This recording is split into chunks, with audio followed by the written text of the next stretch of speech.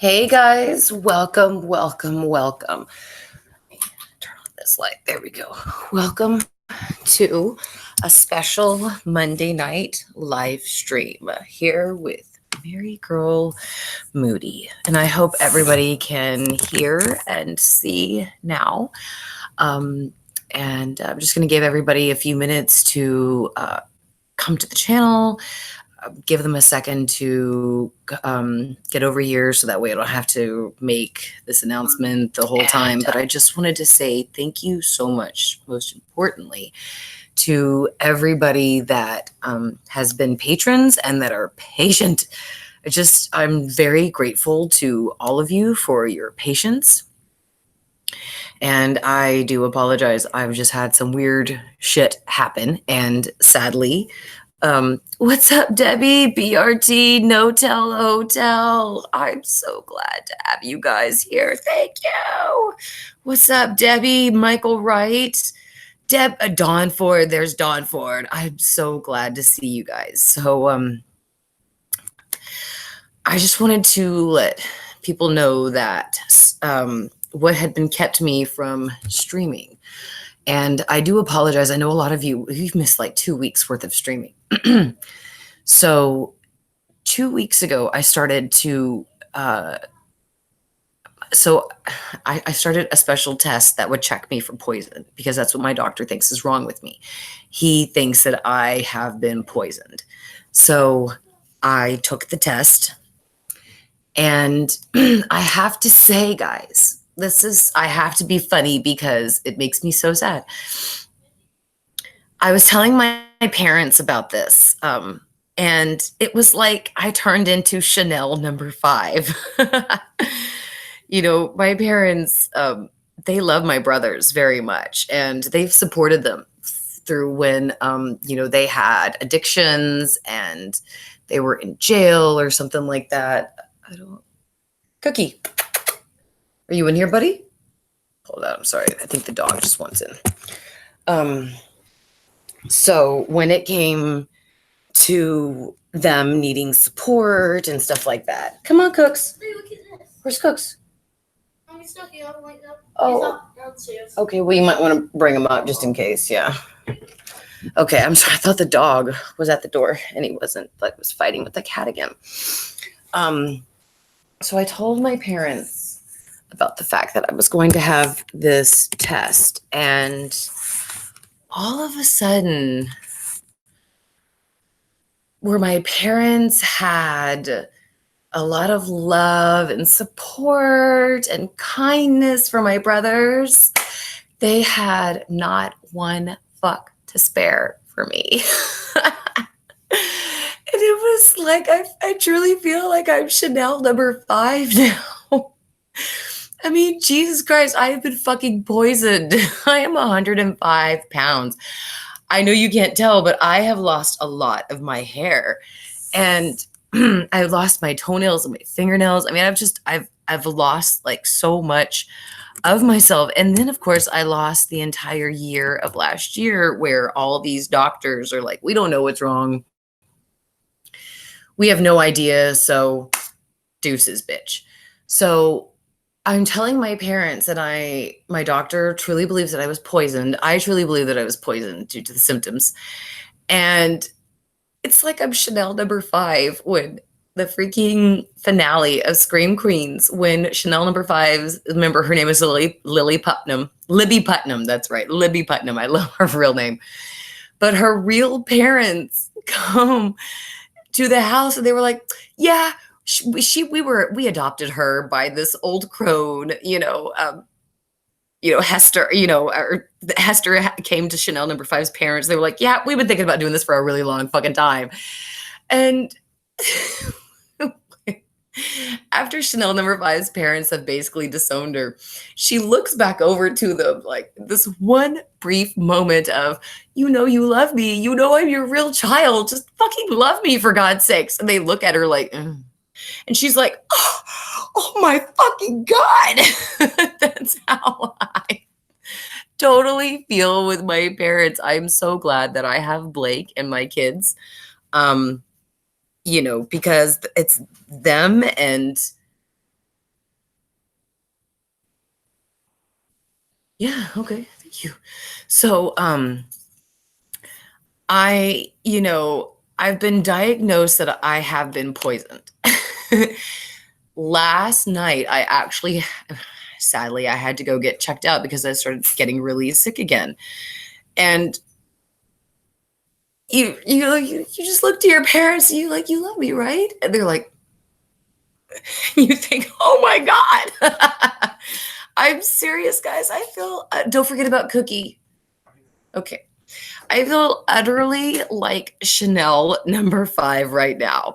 And, Chanel number 5, like, actually passed her MCATs. And because she was that smart, and Roger and Dodger got killed. And so she was dealing with all this loss. But everybody was like, we know number 5, you know, you need to get over it and you need to move on and you need to think about me.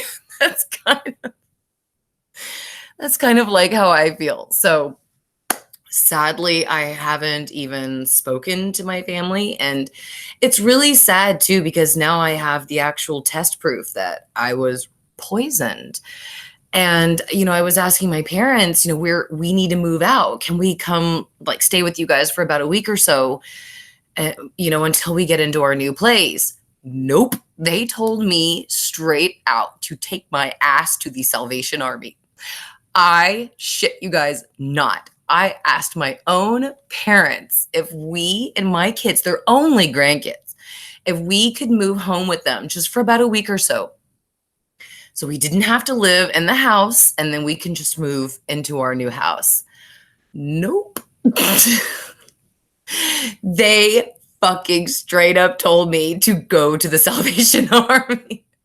So I'm telling you, that was really fucking hard to take, that your own parents were just, so I'm sure you guys can understand why I feel like Chanel number 5 right now.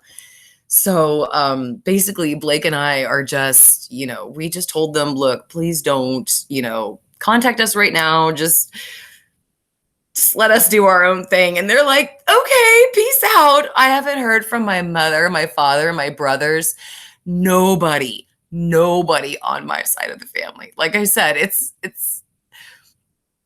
I really do feel like Chanel number 5. And my mother is Chanel number 1. It's so crazy.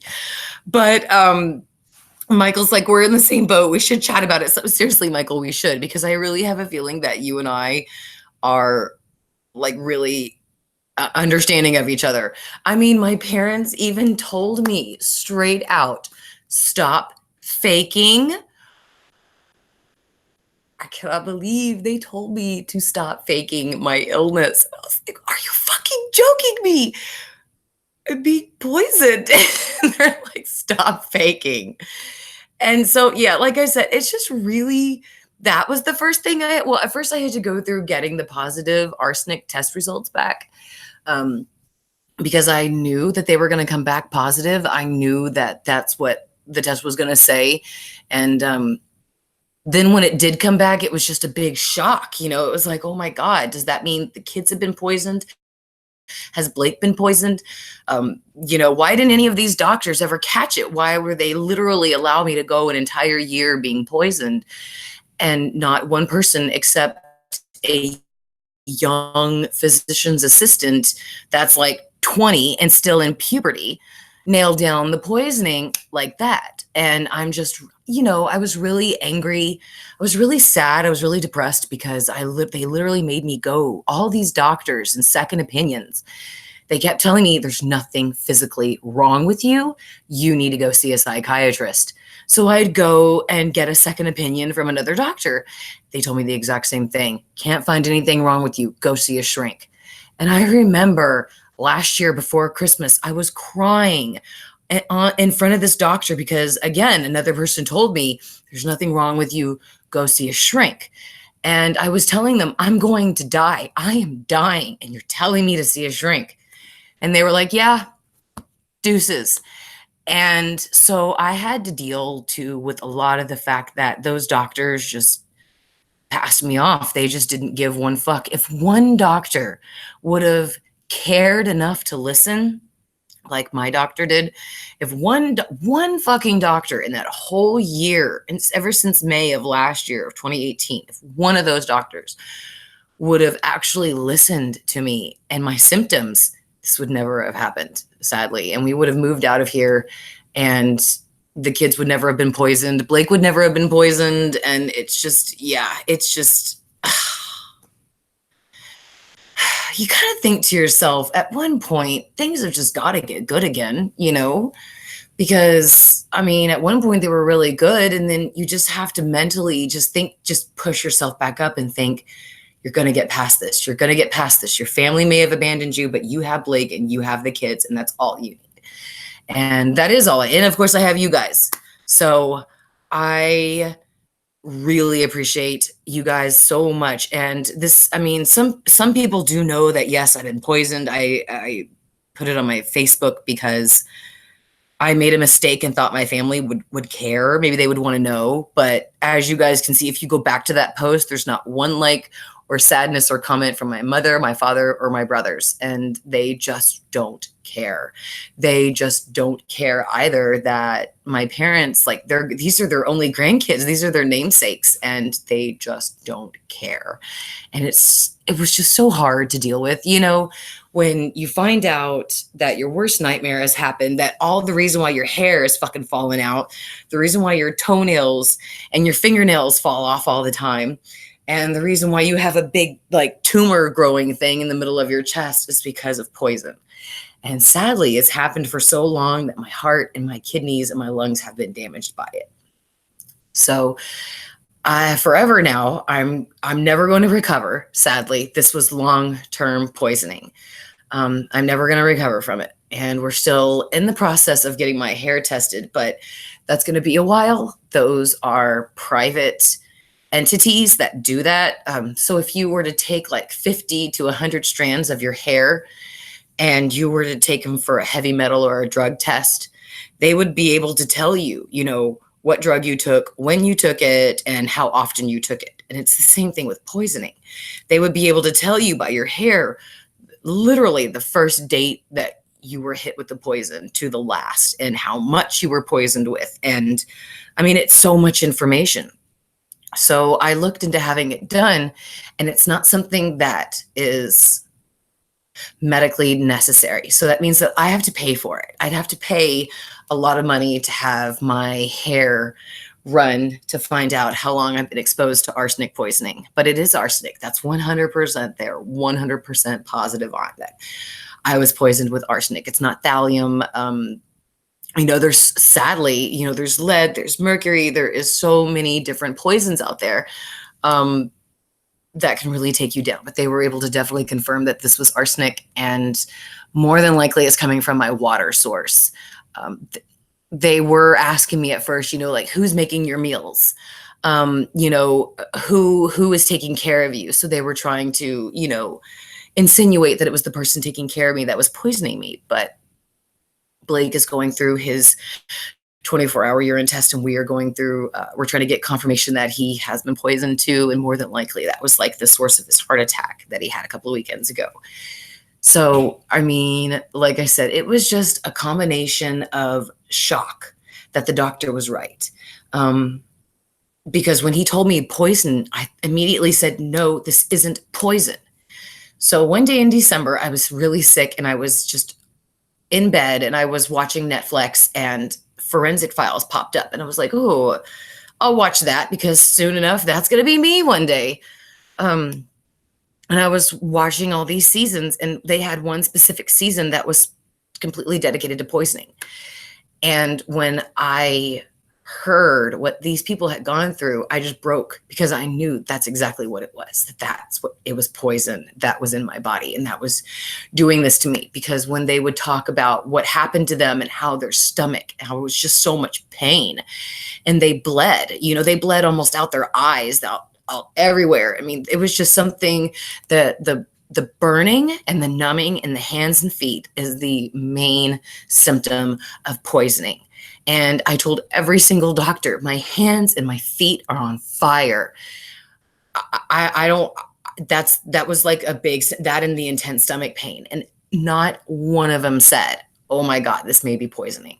So, and they're emergency room technicians. When you are poisoned and you call 911, guess where they tell you to go? The emergency room. And the emergency room people are trained to see this. And they didn't see it in me. They just kept telling me, you're lying, you're faking. You need to just, you need to understand, ma'am, that there's nothing wrong with you. And I just have to say that that was just hard. It was so hard to deal with, because I had all that time that they were telling me there's nothing wrong with you. Go see a shrink. And now I finally have proof. And I just want to sue all of them until they literally not have one penny so they can't put groceries in their kids' mouths. I mean, I remember I had to spend hundreds and thousands of dollars on just the hospital and the medication, and we couldn't afford to get groceries after that.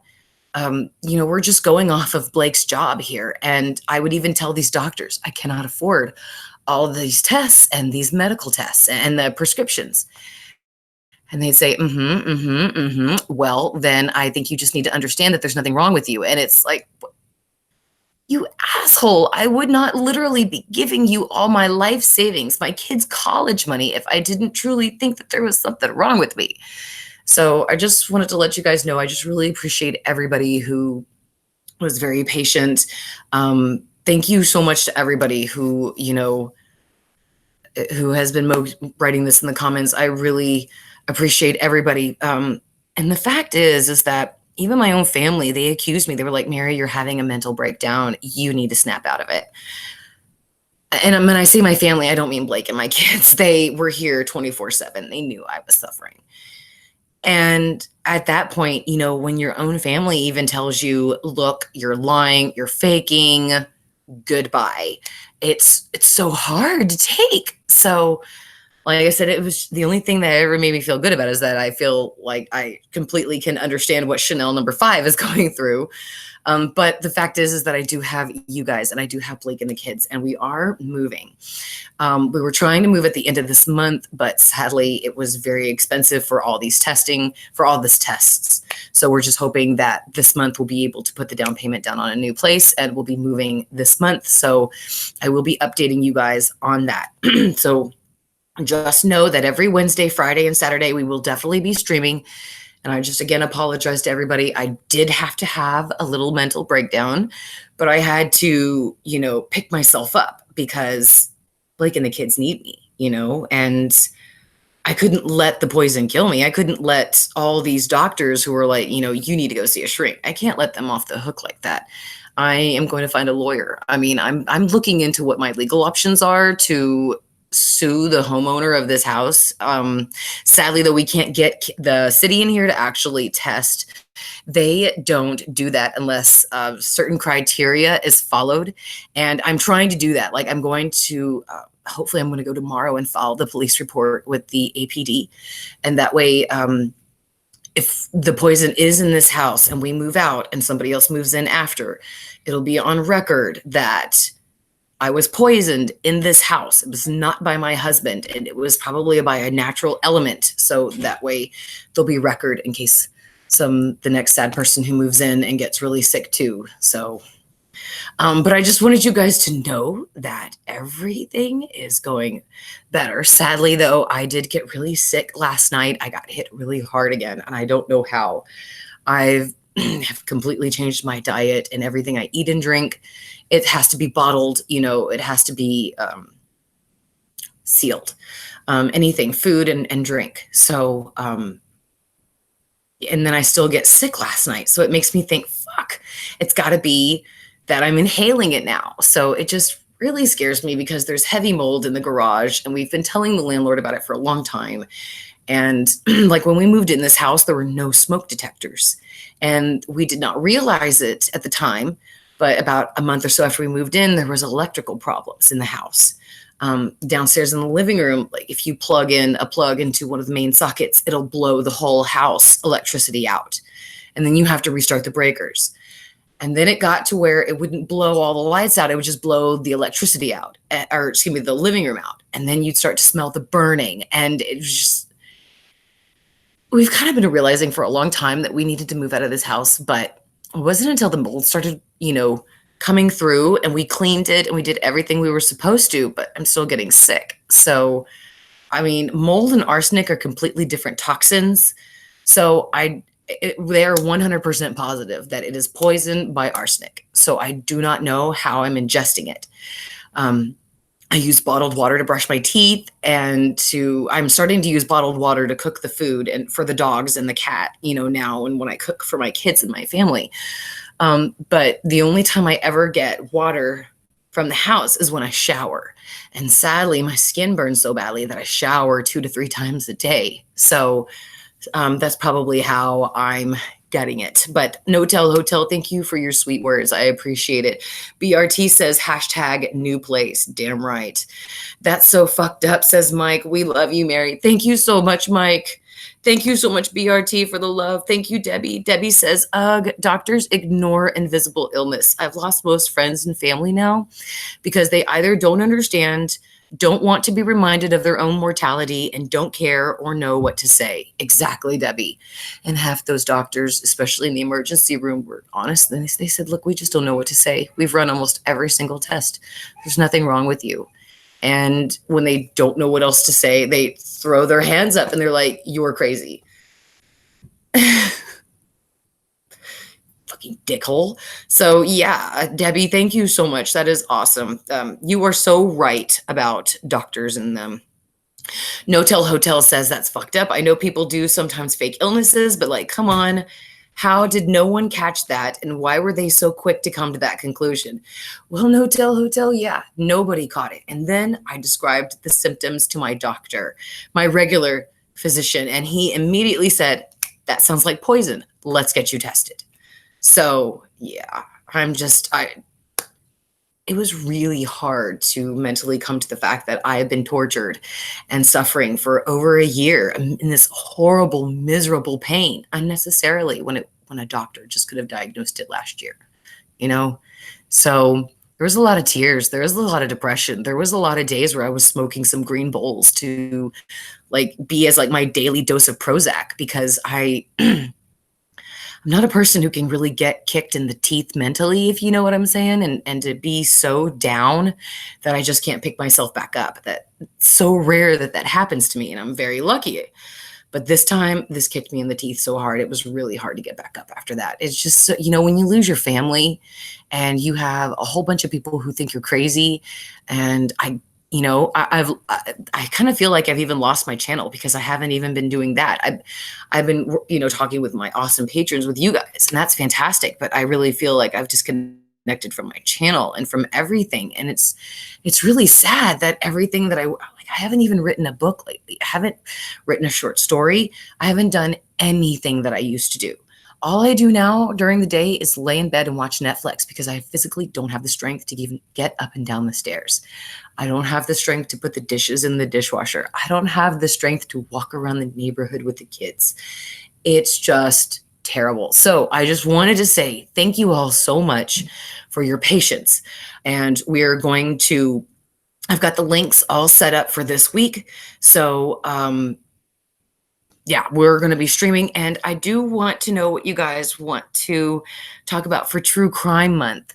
When I pulled up Netflix today, because I have my Ash versus Evil Dead seasons 1 through 3, on DVD, and I had such a shitty day today because last night I was throwing up all in the night, and it was so bad. It was like I'd been poisoned all over again. And all I wanted to do was watch Ash versus Evil Dead. So I put my DVDs in, or I put one of the DVDs in, and my fucking DVD player has broken. The fucking tire popped. Let's see what else happened today.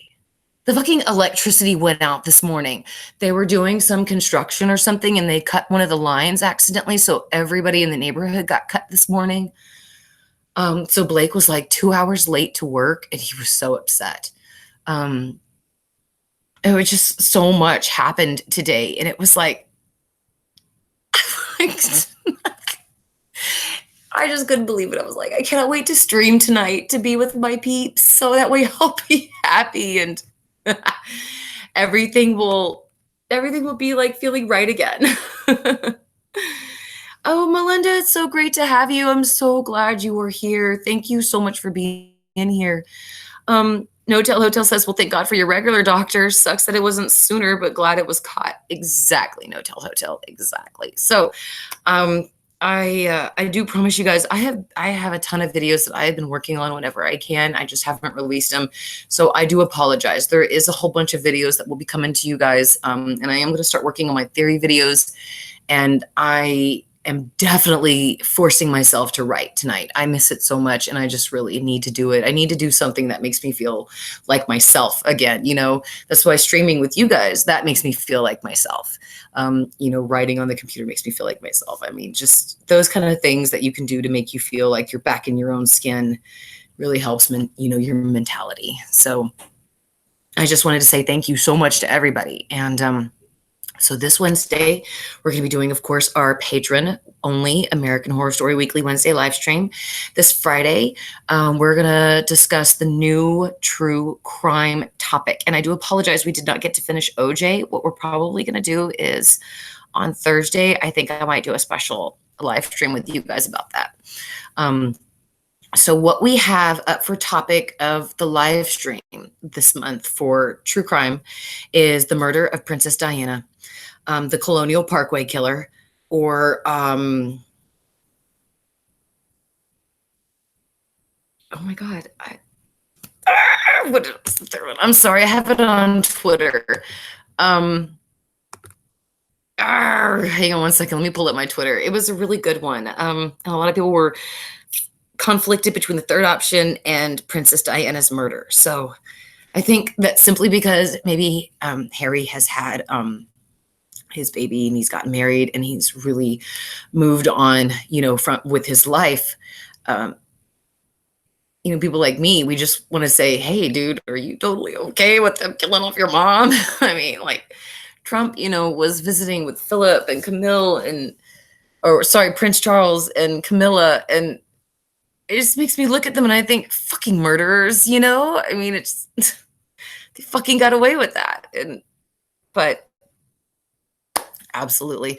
I'm pulling up this Twitter option because I just wanted to see what my third option was. I can't remember exactly what it was. I feel like an idiot. This is going very slow for some reason. I'm sorry. Come on, pull down. There we go. Okay, so, the park disappearances in the United States. Okay, that is one that I was honestly hoping would win. Okay, so the three options that you guys have to choose from for a true crime month for Fridays for this month of June is the murder of Princess Diana, the Colonial Parkway killer, or park disappearances in the United States. And I'm not gonna lie, guys, I really wish we could talk about the park disappearances in the United States. And I think what we're going to do is next month we're going to do that because it's summer. It honestly fits the bill. And I think that would be a really good one to do for July. So we're going to do probably Princess Diana this month and then park disappearances next month. But there are hundreds of thousands of fucking cases that are open in the United States for people, especially children, that are missing in major parks in the United States. And sometimes, like if they're an adult or a child and they are still alive after, let's say they disappeared in Illinois, they'll show up 6 months later in California and they're not wearing the same clothes that they disappeared in. Nobody or surveillance camera caught them on their journey, that 6-month journey on going from Illinois to California. Just everything is different. They don't know where they are. They don't know how they got there. They don't know how they were taken, and they never know what happened. And there are so many cases about this, guys. It's fucking chilling. So yeah, it is so damn chilling with how many people have been taken from parks and either their deceased bodies are found in locations that have either been searched previously many times and they never found them then. So why were their bodies placed there after?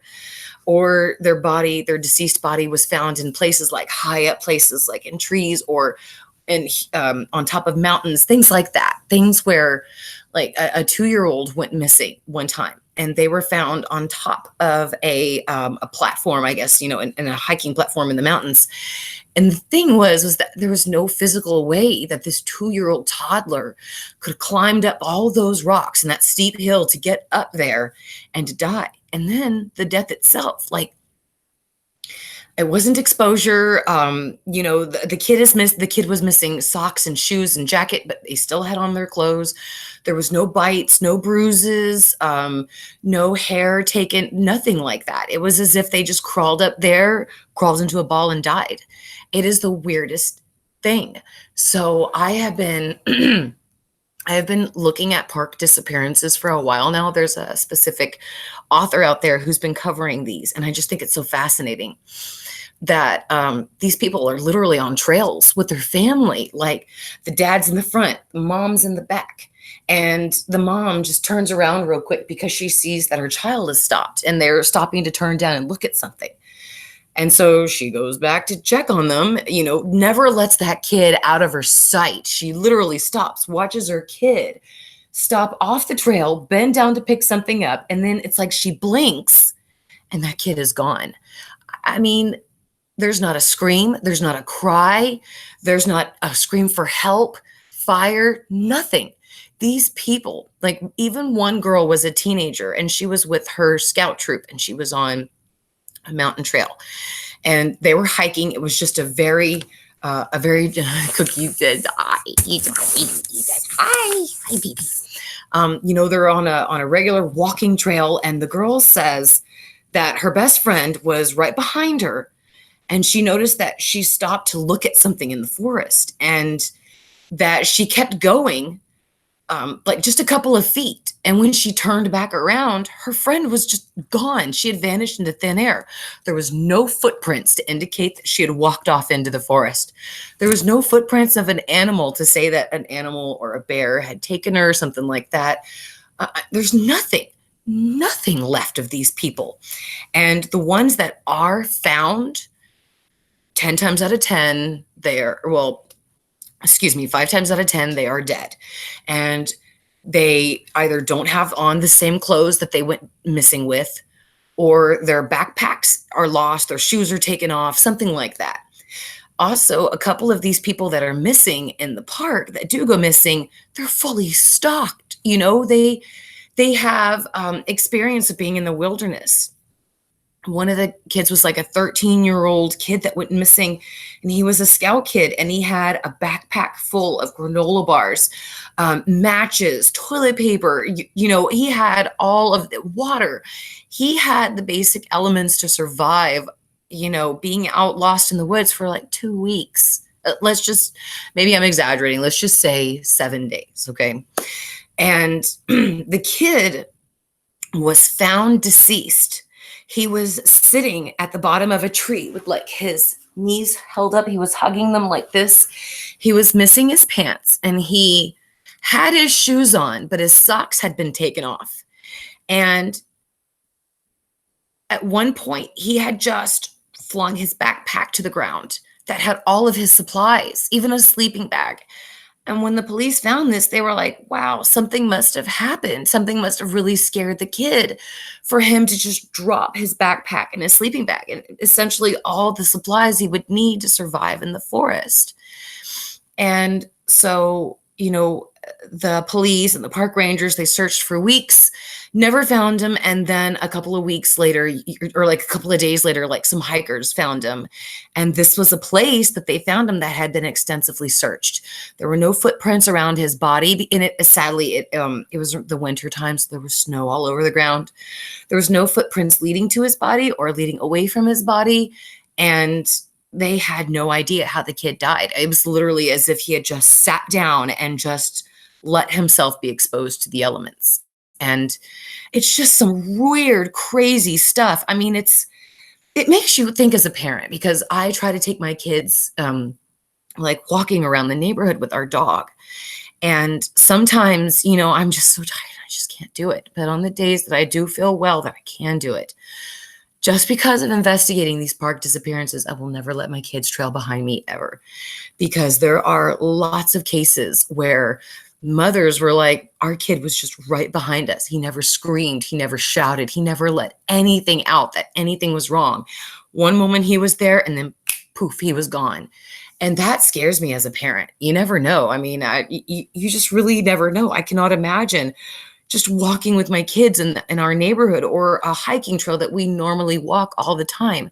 And then all of a sudden my baby is gone. I just could not imagine what these parents are going through. And then for park rangers and police to search the entire park within like 100 miles radius, air and ground, even with thermal imaging, and nobody sees this kid. And then all of a sudden the kid shows up a couple of weeks later in places that the police have already searched. It's just so weird. So if you guys want to go vote, please do so on what you want to discuss the true crime for this month. But it does seem like so far the murder of Princess Diana is winning.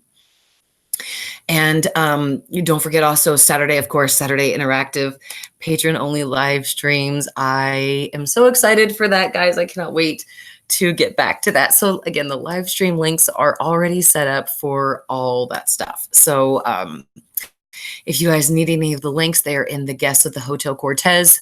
They're on Patron, and my admins also have the links as well. So sorry, Cookie is just saying, but he's camera shy. He doesn't want to be on camera.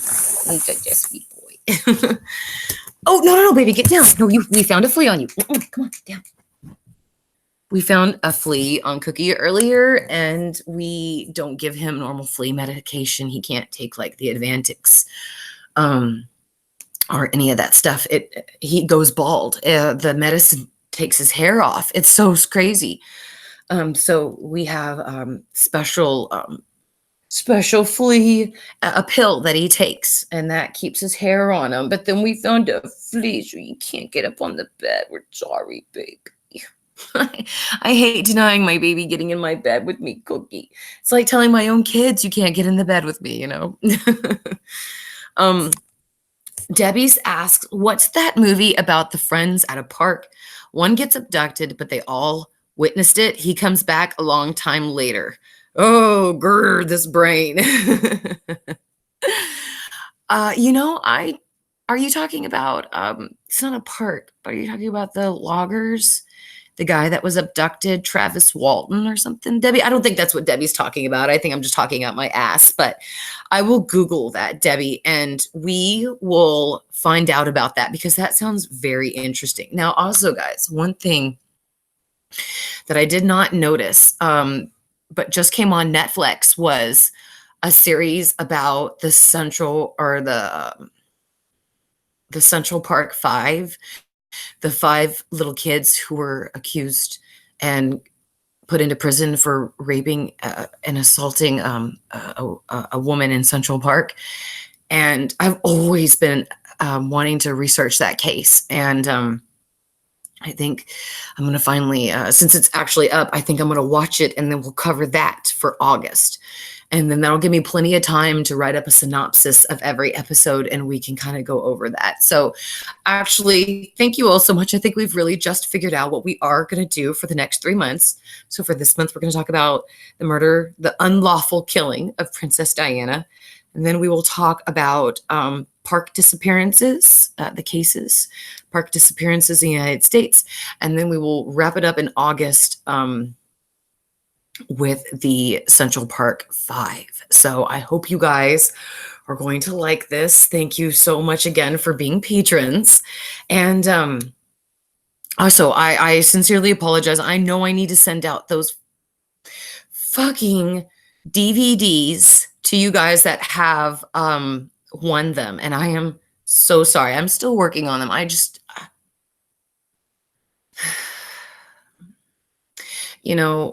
I guess we all have good intentions, but then things come along in life that just kick you in the teeth, and it just stops you from doing what you need to do, So, again, thank you guys so much for your patience and everything. It was just really dealing with the fact that I had been poisoned and that I'll never recover from it. It's going to take a lot of money to find out how, when, where, why, and it's just a lot of stuff that I never anticipated. And I just really appreciate everybody's patience and support. So thank you all so much. Oh, Melinda said something about aliens or Bigfoot, JK. LOL. No, Melinda, before I end this stream, I want to tell you guys something about one of the disappearances. There's so many cases of people who were missing in the forest. So I do apologize. I might get this a little confused, but if I remember correctly, there was two families in a major park, like back in the 50s or the 60s. There are two kids, these two families, their kids were playing together and they were playing hide and go seek. Everything was fine. They were all walking along a trail, both families and the kids. And the boys were like, let's get behind a bush and let's scare our dads. And so 3 boys got behind the bush and 2 boys jumped out. And the third little boy never jumped out. And the dads, they were like, oh, this, how cute. The boys are going to try to scare us. So the dad specifically said that he watched his 5-year-old little boy duck behind the bush and never took his eyes off of that bush. And within the span of like 5 to 10 seconds, the 2 other little boys jumped out and said, surprise. And then his son never did. And so the little boy had basically just vanished out of thin air with the dad watching his son literally duck behind a bush. And it was a very small bush. So it's not like, his dad had to be like this, had to like keep gazing around this big bush. No, he just had to stand there and just keep his eye on it, So his little boy ducked down, never screamed for help, never said anything. And just within a span of 5 seconds, that little boy was gone. Now, there was a family that was about 2 miles away that heard a little boy screaming for his life. And they saw what looked like a Bigfoot or a wild man in the woods, and he had something slung over his shoulder. Immediately after that, they reported it to the park rangers. Now, they did not know that a little boy had been taken, but they did report what had happened to the park rangers. They wrote it down. So that family went home that had witnessed the thing in the woods and the little boy screaming. They went home, and a couple of weeks later, they heard about the disappearance in the park and the day that they were there. And they thought, oh my God, I bet his disappearance had something to do with the little boy that we heard screaming and the animal or whatever that was carrying something over his shoulder. So they called police and said, look, if you want to meet me there, in that area, I will take you to exactly where we were when we saw it. And every park ranger and police officer said, no, we know the point you're talking about. No need to come out here. Really? Really? And then, guys, all of a sudden, fucking Green Berets from our military swarmed in to the park site. And they literally took over these hundreds of acres of parks. I mean, they had helicopters, they had army planes. I mean, they had all this special equipment. They were there for a couple of weeks and then all of a sudden packed it in and left. Nobody knows what they found, what they were looking for, why they were there. And the fact is that Army Green Berets do not come looking for missing children. So a lot of people...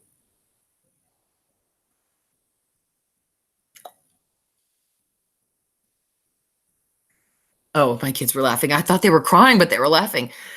So a lot of people believe that they knew what took that little boy and they were looking for it in the woods. And either they got it or they killed it. So, I mean, that's just one case. I mean, it's so incredibly crazy on how many people really do go missing in the woods, just in regular national parks.